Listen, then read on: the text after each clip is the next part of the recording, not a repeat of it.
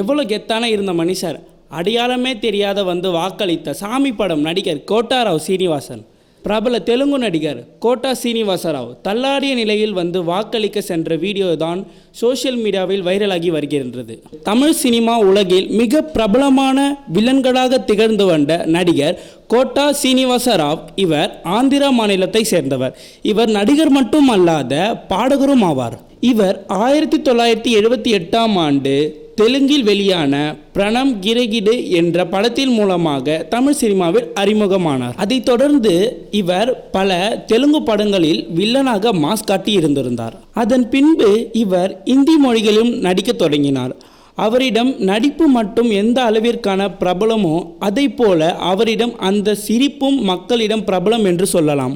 இவர் தமிழில் 2003ஆம் ஆண்டு விக்ரம் நடிப்பில் வெளிவந்த சாமி படத்தில் மூலமாக அறிமுகமாகியிருந்தார். இந்த படத்தில் இவருடைய பெருமாள் பிச்சை என்னும் கதாபாத்திரம் இன்றும் ரசிகரிடம் கொண்டாடப்பட்டு வருகின்றது.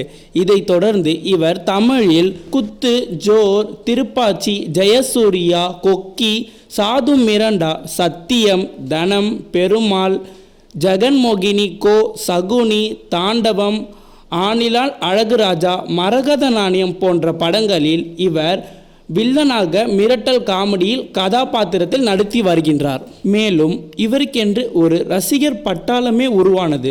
அதை மட்டும் அல்லாத இவர் தமிழ் மொழியில் மட்டுமல்லாத தெலுங்கு, மலையாளம், கன்னடம் இதை போன்ற மொழி படத்திலும் நடித்து வருகின்றார். இவர் 80ஆம் காலம் கட்டம் தொடங்கி தற்போது வரையிலும் படத்தில் நடித்து வருகின்றார்.